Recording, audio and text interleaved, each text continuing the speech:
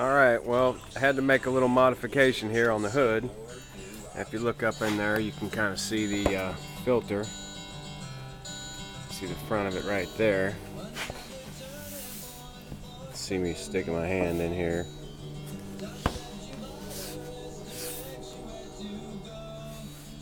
So, you got the filter sitting down in there.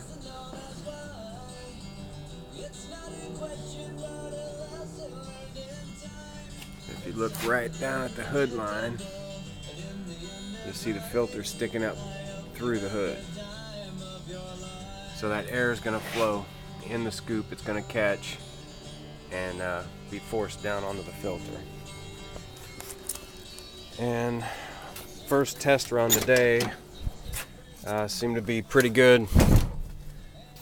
I don't have a mileage measurement yet, but I'm still waiting on new transducers to come in so that I can redo that. But even with a little bit of water vapor it got today, it ran better. I didn't have any over revving on the highway like it does with vegetable oil when it's too cold. It didn't try to lean out or anything like that, and it ran great. So next I'm gonna rebuild the T, the vapor chamber. That one leaks when it's sitting. I got the remote switch for the inverter, and I'll get that installed so that all the foggers and everything else be turned on by one little switch. And so that's pretty much it for the day. We got our scoop installed, hood cut out, got rid of an X brace right there, but gained the clearance that we needed, so I think we'll be okay. Water is going to be forced back into that corner, which is going to be going down here, which is right over the exhaust pipe, which should be fine. It's over the back side of the motor, so it shouldn't even touch the motor.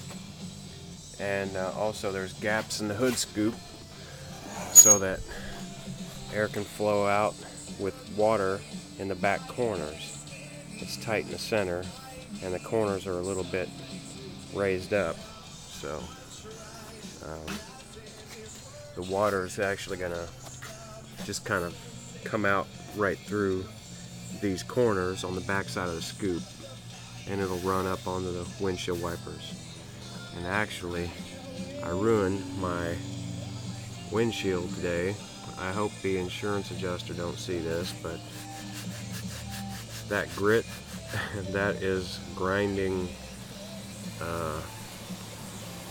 splatter from the grinder, and obviously it was hot enough to melt into the glass. So hopefully no one's as stupid as I am and just ruins a windshield. If you do this, remember what I had happen and don't do that. So there's a hood scoop, good clearance, water vaporizer, waiting on 2 transducers to come in so I can get a good fog going through there. You can see the sight window.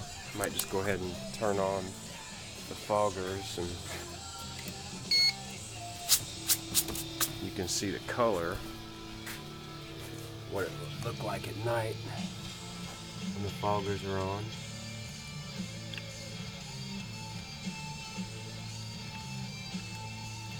Well, maybe not. Doesn't seem to be, must be too bright. I don't see any colors.